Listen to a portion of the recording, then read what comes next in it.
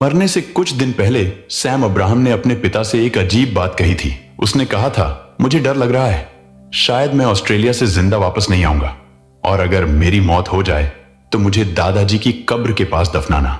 उस समय किसी ने उसकी बात को गंभीरता से नहीं लिया, लेकिन सिर्फ 3 दिन बाद सैम की लाश सच में ताबूत में बंद होकर ऑस्ट्रेलिया से केरल वापस आई। दरअसल सैम का जन्म केरल के कोल्लम जिले में एक संपन्न क्रिश्चियन परिवार में हुआ था। वह बहुत ही होनहार और इंटेलिजेंट लड़का था। उसकी शादी 2008 में सोफिया नाम की लड़की से हुई थी। सोफिया जितनी खूबसूरत थी, उससे कहीं ज्यादा सभ्य और सुशील थी। उनका एक बेटा भी था। फिलहाल सैम अपनी पत्नी सोफिया और बेटे के साथ मेलबर्न, ऑस्ट्रेलिया में रहते थे और वहीं रहकर यूएई एक्सचेंज में नौकरी करते थे। सैम की आदत थी कि वह हर साल छुट्टियों में अपने परिवार से मिलने के लिए केरल आया करता था। इसी तरह अक्टूबर 2015 में भी सैम अपनी पत्नी और अपने 7 साल के बेटे के साथ छुट्टियां मनाने के लिए केरल अपने घर आया था। लेकिन इस बार उसने अपने पिता सैमुअल से एक ऐसी बात कही जिसे सुनकर कोई भी डर जाए। सैम ने अपने पिता से कहा कि उसे अजीब सा डर महसूस हो रहा है।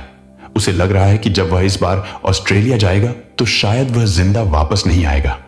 इतना ही नहीं, सैम ने अपने पिता से यह भी कहा कि अगर उसके साथ कुछ हो जाए तो उसे अपने दादाजी की कब्र के पास ही दफनाया जाए। सैम के पिता के लिए ये बातें बेहद डरावनी और बेचैन करने वाली थीं। लेकिन दुख की बात यह थी कि इतनी गंभीर बात सुनने के बाद भी उन्होंने उससे ज्यादा कुछ जानने की कोशिश नहीं की। समय बीतता गया और छुट्टियां खत्म हो गईं। 11 अक्टूबर को सैम फिर से ऑस्ट्रेलिया वापस जाने के लिए तैयार था। लेकिन उस समय भी सैम के पिता को बिल्कुल भी अंदाजा नहीं था कि यह उनके बेटे से आखिरी मुलाकात होगी, क्योंकि ऑस्ट्रेलिया वापस जाने के 3 दिन बाद ही सैम की मौत की खबर आ जाती है। और जैसा सैम ने कहा था, ठीक वैसा ही हुआ। वह एक कॉफिन यानी ताबूत में ही केरल वापस आया। अपने बेटे की लाश देखकर सैमुअल पूरी तरह टूट गए थे। वह अपने बेटे के शव से लिपट लिपट कर रो रहे थे। उसकी मां लीलम्मा का भी रो रोकर बुरा हाल था, लेकिन वे कुछ कर नहीं सकते थे, क्योंकि सैम की मौत की वजह हार्ट अटैक बताई गई थी। इसलिए परिवार के पास रोने के अलावा कोई और रास्ता नहीं था। लेकिन 10 महीने बाद जब सैम की मौत की असली सच्चाई सामने आई तो उस पर यकीन करना मुश्किल था। यह सच्चाई इतनी चौंकाने वाली थी कि न सिर्फ भारत में बल्कि ऑस्ट्रेलिया में भी लोग हैरान रह गए थे। फिलहाल सैम की आखिरी इच्छा के मुताबिक उसे उसके दादाजी की कब्र के पास ही दफना दिया गया। इसके बाद उसकी पत्नी सोफिया अपने 7 साल के बेटे और अपनी बहन सोनिया के साथ वापस मेलबर्न चली गई। वैसे वह अब मेलबर्न जाना नहीं चाहती थी, लेकिन वह मजबूर थी, क्योंकि वह खुद भी वहीं नौकरी करती थी और उनका बेटा भी वहीं पढ़ाई कर रहा था। इधर सैम के बूढ़े माता पिता अपने बेटे को खोने के गम में पूरी तरह टूट चुके थे।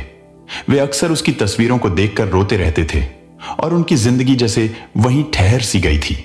लेकिन फिर सैम अब्राहम की मौत के करीब 10 महीने बाद 12 अगस्त 2016 को एक ऐसा फोन आया जिसने सब कुछ बदल कर रख दिया।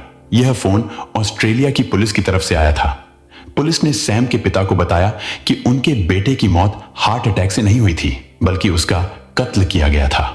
यह सुनते ही सैमुअल के पैरों तले जमीन खिसक गई। उनके हाथ पैर कांपने लगे। उन्हें समझ ही नहीं आ रहा था कि वे इस भयानक सच्चाई को कैसे स्वीकार करें। केरल के एक छोटे से गांव से निकलकर सैम और सोफिया ने मेलबर्न, ऑस्ट्रेलिया के एपिंग उपनगर में अपनी एक छोटी सी दुनिया बसाई थी। उनकी जिंदगी सामान्य और खुशहाल चल रही थी। लेकिन 14 अक्टूबर 2015 की सुबह उनकी जिंदगी में एक ऐसा दर्दनाक तूफान आया जिसने सब कुछ बर्बाद करके रख दिया। दरअसल 13 अक्टूबर की रात सैम और सोफिया ने साथ बैठकर खाना खाया था। इसके बाद दोनों एक ही बेड पर सो गए। लेकिन अगली सुबह जब सोफिया की आंख खुली तो उसने जो देखा वह बेहद डरावना था। सैम के मुंह से झाग निकल रहा था। उसका शरीर ठंडा पड़ चुका था और उसके हाथ पैर अकड़ गए थे। यह सब देखकर सोफिया बुरी तरह घबरा गई। उसकी हालत खराब हो गई। घबराई हुई सोफिया ने तुरंत अपने 7 साल के बेटे को जगाया। इसके बाद उसने अपनी बहन सोनिया को फोन किया, जो उसी मेलबर्न में नर्स की नौकरी करती थी। साथ ही उसने अपनी एक दोस्त को भी फोन करके तुरंत घर आने के लिए कहा। जब सोफिया ने अपनी बहन सोनिया से बात की थी तो सोनिया ने उसे तुरंत इमरजेंसी सर्विस को फोन करने की सलाह दी।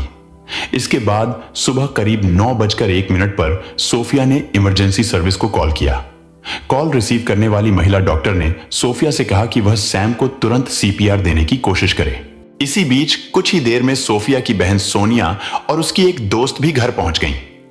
लेकिन जब सोनिया और उसकी दोस्त वहां पहुंची तो उन्होंने देखा कि सैम की हालत बहुत ही अजीब और डरावनी थी। सैम के मुंह से झाग और खून निकल रहा था। उसका जबड़ा इतनी कसकर बंद हो चुका था कि उसकी जीभ उसके दांतों के बीच में फंस गई थी। इस हालत में उसे सीपीआर देना लगभग नामुमकिन था। थोड़ी ही देर में इमरजेंसी टीम भी वहां पहुंच गई, लेकिन तब तक सैम की मौत हो चुकी थी।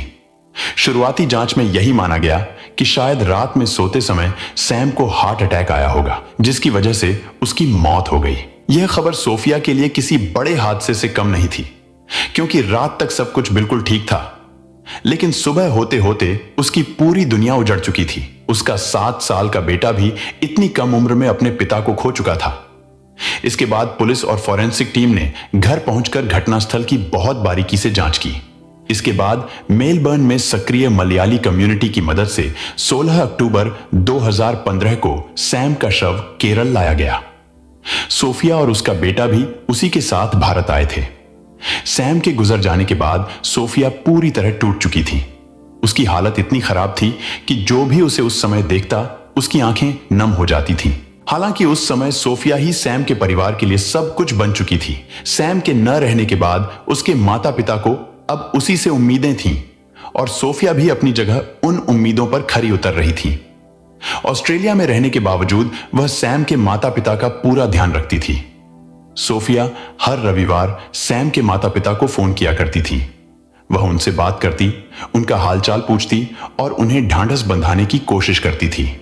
सैम के पिता सैमुअल अपने बेटे को खोने के बाद भी अपनी बहू और पोते की आवाज सुनकर जैसे अपने बेटे की यादों को जिंदा रखे हुए थे। लेकिन फिर जुलाई 2016 में अचानक सब कुछ बदल गया। एक रविवार को सैम के पिता हमेशा की तरह सोफिया के फोन का इंतजार कर रहे थे। सुबह से शाम हो गई, लेकिन उस दिन सोफिया का फोन नहीं आया। उन्होंने सोचा कि शायद सोफिया किसी काम में व्यस्त होगी। लेकिन जब अगले रविवार को भी उन्होंने इंतजार किया और फिर भी सोफिया का फोन नहीं आया तो उन्हें थोड़ा अजीब लगने लगा। हालांकि इतनी दूर रहते हुए वे इंतजार करने के अलावा कुछ कर भी नहीं सकते थे। इस तरह धीरे धीरे समय बीतता गया। फिर 12 अगस्त 2016 को सैम के पिता के पास अचानक ऑस्ट्रेलिया से पुलिस का फोन आया और पुलिस ने उन्हें जो बताया उसे सुनकर उनके पैरों तले जमीन खिसक गई। पुलिस ने कहा कि सैम की मौत हार्ट अटैक से नहीं हुई थी, बल्कि उसका कत्ल किया गया था। इतना ही नहीं, पुलिस ने यह भी बताया कि सैम के कत्ल के शक में उसकी पत्नी सोफिया को गिरफ्तार कर लिया गया है। यह सुनकर सैम का परिवार और भी ज्यादा हैरान रह गया। लेकिन अब सबसे बड़ा सवाल यही था, क्या सच में सोफिया ने ही सैम के कत्ल की साजिश रची थी या फिर उसे किसी साजिश के तहत फंसाया जा रहा था? दरअसल साल 1981 में केरल के कोल्लम जिले के एक छोटे से गांव करुवलूर में सैम अब्राहम का जन्म हुआ था। सैम को बचपन से ही म्यूजिक और सिंगिंग का बहुत शौक था। एक दिन सैम के पिता उसे बेथल मार्थोमा चर्च लेकर गए। वहीं चर्च में सैम म्यूजिक ग्रुप का हिस्सा बन गया। उसी म्यूजिक ग्रुप में एक लड़की भी थी जिसका नाम सोफिया था। सैम स्वभाव से सीधा साधा और शांत लड़का था, लेकिन धीरे धीरे उसकी और सोफिया की बहुत अच्छी दोस्ती हो गई। समय के साथ दोनों बड़े होते गए और उनकी दोस्ती भी और गहरी होती चली गई। एक दिन सैम ने सोफिया को अपने घर बुलाया और अपने पिता सैमुअल से मिलवाया। उसने अपने पिता से कहा कि सोफिया उसकी बचपन की दोस्त है और वे दोनों आगे चलकर आपस में शादी करने वाले हैं। लेकिन पता नहीं क्यों सोफिया से मिलने के बाद सैम के पिता अचानक काफी उदास हो गए। इतना ही नहीं, कुछ समय के लिए उन्होंने सैम से बात करना भी लगभग बंद कर दिया था। जब सैम की मां ने यह देखा तो उन्होंने अपने पति सैमुअल को समझाते हुए कहा कि अगर उनका बेटा किसी लड़की के साथ रिलेशनशिप में है तो इसमें गलत क्या है। उन्होंने यह भी कहा कि आज के समय में यह सब बिल्कुल आम बात है। लेकिन सैम के पिता सैमुअल ने अपनी पत्नी लीलम्मा से कहा कि उन्हें पता नहीं क्यों, लेकिन सैम के लिए सोफिया ठीक नहीं लग रही है। खैर, जो भी था, समय बीतता गया। साल 2003 में सैम अब्राहम सोफिया से शादी करना चाहता था, लेकिन उसी दौरान वह अपनी पढ़ाई पूरी करने के लिए डिंडीगुल, तमिलनाडु चला गया, जहां उसने एमबीए की पढ़ाई शुरू कर दी। उधर सोफिया ने भी Mahatma Gandhi institute of technology में दाखिला ले लिया। यहीं पर सोफिया की मुलाकात अरुण कमलासनन नाम के एक लड़के से हुई। अरुण भी वहीं पढ़ाई कर रहा था। धीरे धीरे सोफिया और अरुण के बीच दोस्ती हो गई। वे दोनों अक्सर साथ समय बिताने लगे। कुछ ही समय में उनकी यह दोस्ती प्यार में बदल गई और उनका रिश्ता शारीरिक संबंधों तक पहुंच गया। हैरानी की बात यह थी कि सैम के साथ रिलेशनशिप में होने के बावजूद भी सोफिया को अरुण से प्यार हो गया था। सोफिया अक्सर अरुण को इंप्रेस करने के लिए सैम के बारे में बातें किया करती थी। वह अरुण से कहती थी कि अरुण बहुत स्टाइलिश और हैंडसम है, जबकि सैम एक बहुत साधारण और बोरिंग इंसान है। सोफिया अक्सर यह भी कहती थी कि वह सैम के साथ कभी खुश नहीं रह सकती। इसी वजह से अरुण और सोफिया अपनी आगे की जिंदगी साथ बिताने के सपने भी देखने लगे थे। हालांकि उस समय तक उनकी शादी नहीं हुई थी, इसलिए किसी और से शादी करने का फैसला लेना गलत नहीं था। लेकिन असली गलतियां तो आगे चलकर होने वाली थीं, क्योंकि फिर हुआ यह कि कॉलेज खत्म होने के बाद मास्टर्स की पढ़ाई पूरी होते ही साल 2005 में अरुण को नौकरी मिल गई और वह अपने काम के लिए वहां से चला गया। उधर सोफिया और सैम भी अपनी अपनी पढ़ाई पूरी कर चुके थे। चूंकि अरुण अपनी नौकरी पर चला गया था, इसलिए सोफिया एक बार फिर सैम के करीब आ गई। रिपोर्ट के अनुसार अब तक उसकी आदत कुछ ऐसी हो चुकी थी कि उसे अपने आसपास किसी न किसी लड़के की मौजूदगी चाहिए होती थी। लेकिन हैरानी की बात यह थी कि सोफिया ने अरुण के साथ अपने अफेयर की बात सैम को कभी नहीं बताई, जबकि अरुण को वह सैम के बारे में लगभग सब कुछ बता चुकी थी। इसी बीच साल 2008 में सैम ने सोफिया को शादी के लिए प्रपोज किया। उसी समय उसने सोफिया को यह भी बताया कि उसे ओमान में लुलु एक्सचेंज में ऑफिसर की नौकरी मिलने वाली है। सोफिया ने सैम के इस प्रस्ताव को मान लिया और शादी के लिए हां कह दी। लेकिन सैम के पिता सैमुअल इस रिश्ते के लिए बिल्कुल तैयार नहीं थे। हालांकि बाद में हालात ऐसे बने कि उन्हें मजबूर होकर इस शादी के लिए राजी होना पड़ा। दरअसल सोफिया ने उन्हें धमकी दी थी कि अगर उसकी शादी सैम से नहीं हुई तो वह अपनी जान दे देगी। आखिरकार सोफिया की इस धमकी से डरकर सैम के पिता को इस रिश्ते के लिए हां करनी पड़ी। उन्हें उस समय यही लगा था कि शायद सोफिया उनके बेटे से बहुत प्यार करती है। खैर, साल 2008 में सैम और सोफिया ने ईसाई रीति रिवाजों के साथ शादी कर ली। शादी के करीब 1 साल बाद सोफिया ने एक बेटे को जन्म दिया। उधर सोफिया बेंगलुरु की एक फर्म में नौकरी करने लगी थी, जबकि सैम ओमान में लुलु एक्सचेंज में काम कर रहा था। बाहर से देखने पर हर किसी को यही लगता था कि उनकी शादीशुदा जिंदगी बहुत अच्छी चल रही है, लेकिन हकीकत कुछ और ही थी। असल में सोफिया ने सैम से शादी तो कर ली थी, लेकिन उसकी कुछ जरूरतें पूरी नहीं हो पा रही थी, क्योंकि शादी के बाद सैम अपनी नौकरी में काफी व्यस्त रहने लगा था। और दूसरी बात यह थी कि सोफिया अब तक अरुण को भी नहीं भूल पाई थी। वह अक्सर अरुण को याद करके रोती रहती थी और एक दिन जब उससे रहा नहीं गया तो उसने अरुण को फोन किया और उसे एक होटल में मिलने के लिए बुलाया। यहीं से दोनों का एक्स्ट्रा मैरिटल अफेयर फिर से शुरू हो गया। अब वे दोनों अक्सर मिलने लगे थे और उनके बीच रिश्ता फिर से गहरा होता चला गया। लेकिन फिर एक दिन अरुण ने सोफिया को बताया कि करीब 2 साल बाद उसकी कंपनी उसे मेलबर्न, ऑस्ट्रेलिया में नौकरी का ऑफर दे सकती है। उसने सोफिया से कहा कि शायद भविष्य में वे दोनों हमेशा साथ नहीं रह पाएंगे। इसी दौरान अरुण ने भी एक दूसरी लड़की से शादी कर ली थी। सोफिया ने भी इस सच्चाई को स्वीकार कर लिया कि अब वह अरुण के साथ ज्यादा समय तक नहीं रह पाएगी, क्योंकि कुछ समय बाद अरुण मेलबर्न जाने वाला था। लेकिन तभी एक दिन सोफिया की बहन सोनिया ने उसे बताया कि उसे मेलबर्न में नर्स की नौकरी मिल गई है। यह खबर सुनकर सोफिया की आंखों में एक नई उम्मीद चमक उठी। उसके मन में फिर से अरुण से मिलने की उम्मीद जाग गई। इसके बाद सोफिया ने अपनी बहन की मदद से मेलबर्न में ही एक नौकरी ढूंढ ली और फिर साल 2012 में सोफिया अरुण से पहले ही मेलबर्न शिफ्ट हो गई। मेलबर्न पहुंचने के बाद उसने अरुण को फोन किया और कहा कि वह वहां उसका इंतजार कर रही है। सोफिया को यह भी पता था कि उसका पति सैम अपने परिवार के बहुत करीब है, इसलिए शायद वह इतनी दूर शिफ्ट होने के लिए तैयार नहीं होगा। लेकिन सोफिया की यह सोच गलत साबित हुई, क्योंकि हर कोई उसकी तरह बेवफा नहीं था। दरअसल अरुण के मेलबर्न आने से करीब 2 महीने पहले ही उसका पति सैम भी मेलबर्न पहुंच गया था। मेलबर्न पहुंचने के बाद सैम ने यूएई एक्सचेंज में नौकरी कर ली। इसके बाद सैम और सोफिया मेलबर्न में ही एक साथ रहने लगे। लेकिन सैम के वहां रहने की वजह से सोफिया और अरुण के लिए मिलना मुश्किल हो गया था, और सोफिया जैसे अरुण से मिले बिना रह ही नहीं सकती थी। हालांकि उस समय उसके पास तलाक का रास्ता भी मौजूद था।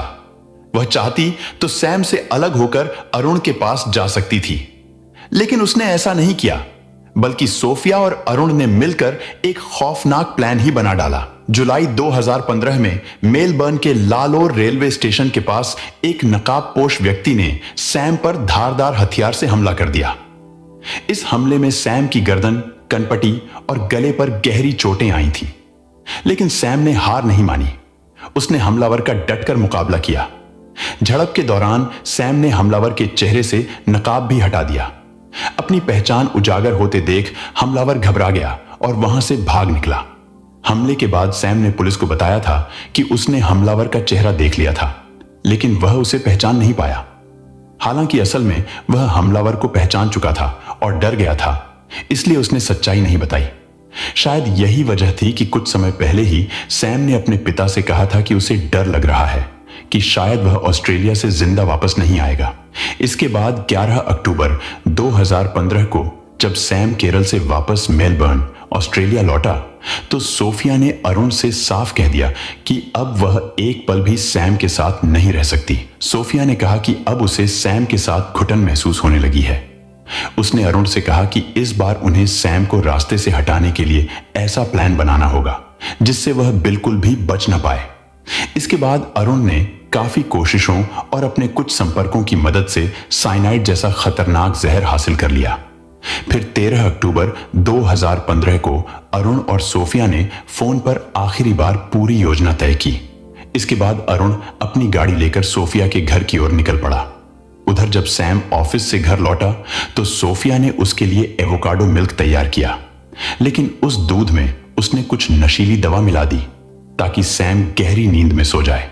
और हुआ भी कुछ ऐसा ही। सैम वह दूध पीकर गहरी नींद में सो गया। थोड़ी ही देर बाद अरुण भी घर पहुंच गया।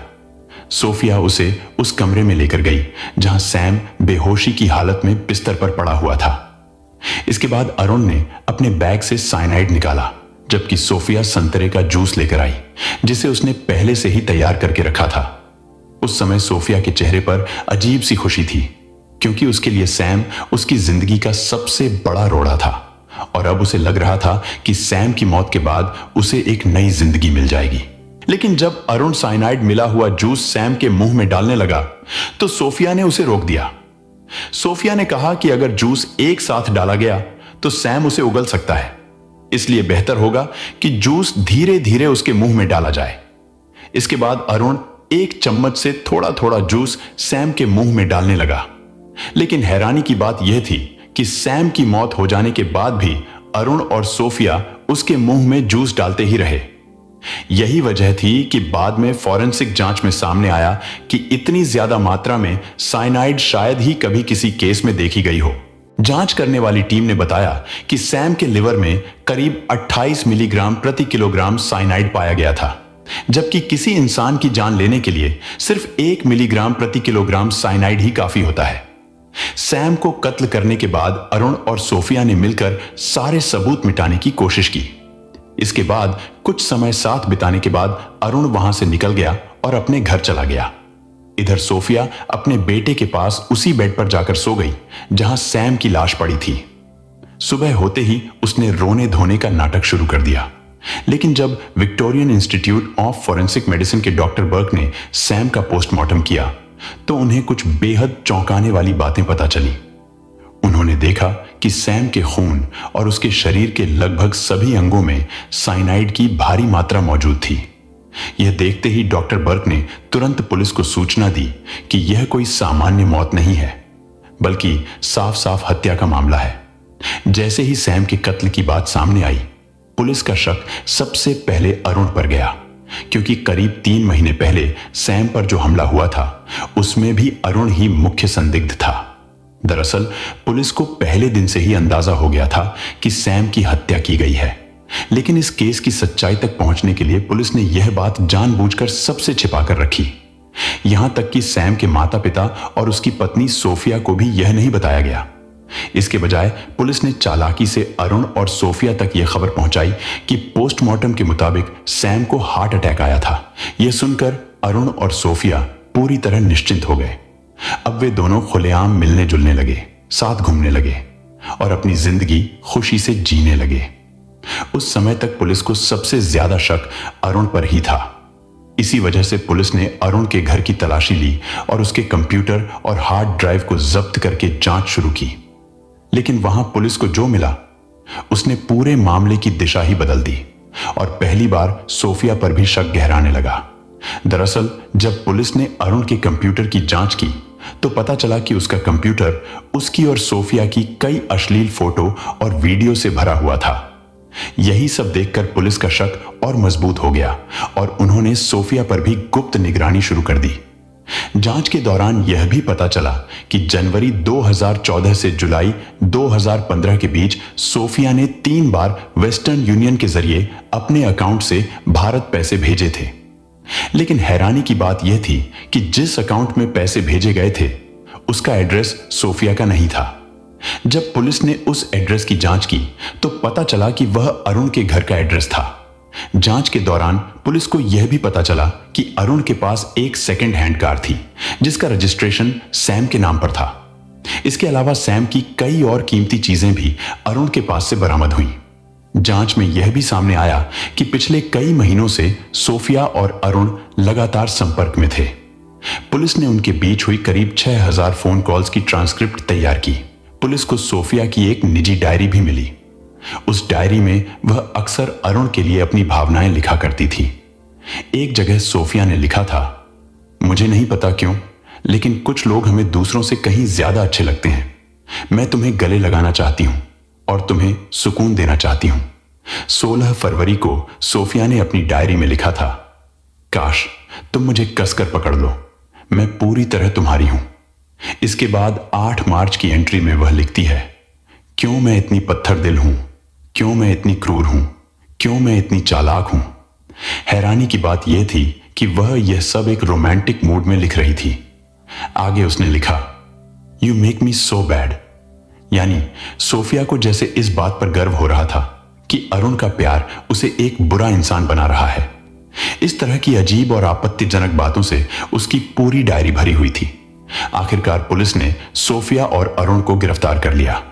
सारे सबूत जब अदालत में पेश किए गए तो कोर्ट ने सोफिया को 22 साल की सजा सुनाई। इस सजा के तहत 18 साल तक उसे पैरोल भी नहीं मिल सकती थी। हालांकि बाद में सोफिया ने अदालत से सजा कम करने की अपील की। उसने कहा कि उसके बच्चे को संभालने वाला कोई नहीं है, इसलिए उसकी सजा कम कर दी जाए। लेकिन अदालत ने उसकी इस अपील को खारिज कर दिया। वहीं सोफिया के प्रेमी अरुण को अदालत ने 27 साल की सजा सुनाई। सजा मिलने के बाद अरुण ने भी अदालत में अपील की। उसने कहा कि उसकी मानसिक स्थिति ठीक नहीं है, इसलिए उसकी सजा कम कर दी जाए। लेकिन अदालत ने उसकी इस अपील को भी खारिज कर दिया। इसके बाद 2019 में अरुण ने फिर से अपील की। इस बार सुप्रीम कोर्ट ऑफ विक्टोरिया ने उसकी सजा में 3 साल की कमी कर दी। फिलहाल दोनों अभी जेल में ही हैं। इस पूरी घटना के बारे में आपकी क्या राय है और आपको क्या लगता है कि इस घटना से हमें क्या सीख मिलती है? कुछ सेकंड का समय निकालकर कमेंट में जरूर बताइए और अपना ख्याल रखिए। अगर आपका कोई सवाल या व्यक्तिगत समस्या हो तो वह भी जरूर बताइए। यह चैनल हमेशा आप लोगों के साथ खड़ा रहेगा। जय हिंद।